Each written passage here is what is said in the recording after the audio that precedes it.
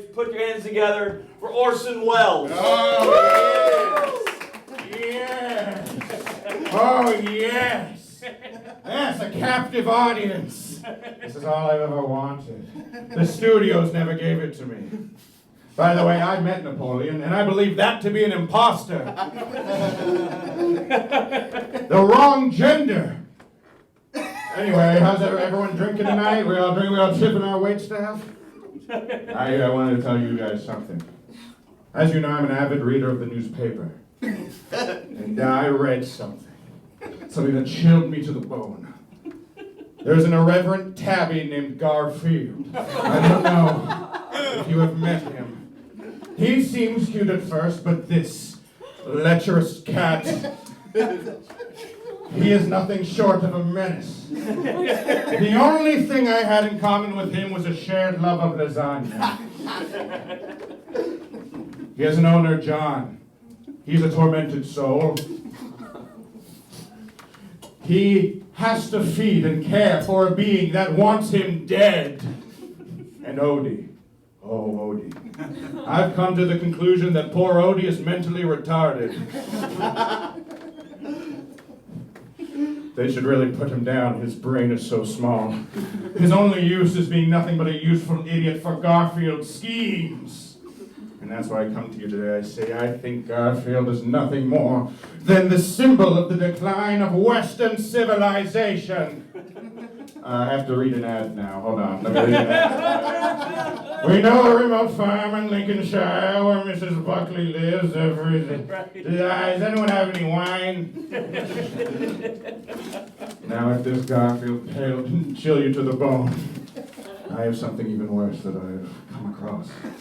As you know, I love the recent invention, the television. I flipped it on, and what did I see? A fat, rude New Englander named Peter and his wretched wife, Lois. Now, they denounce violence in movies and sex on TV, but I watch this program, and I think they do nothing more than represent it.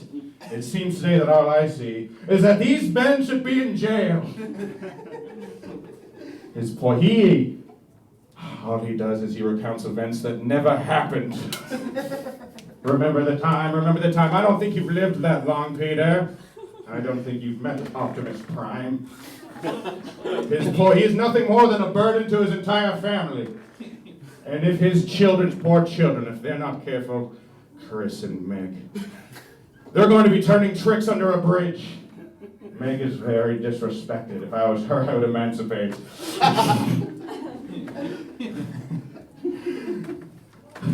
I'm so glad you guys are also crying in fear at the idea of this family guy.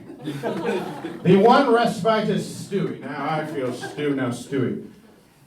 This is truly one of our great intellectuals, I must say, this Stewie. He invented a ray gun at 1 year old. Now that is incredible. That is really incredible. Whether or not the family can understand him is one of Hollywood's greatest mysteries, and we shall never know. And we shall never know.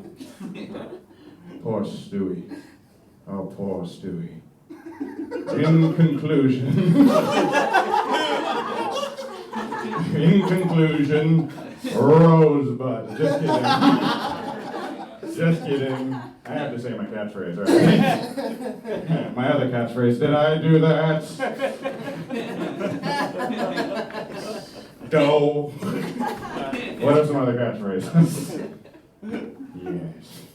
You are staring at me with great intent. And I love it. You look just like Allen Ginsberg, a man I revile. I hope these tales of misery and felines. We used to have Howard Hawks, now we have nothing but Peter and Garfield. And I hope that these chilled you as it chilled me.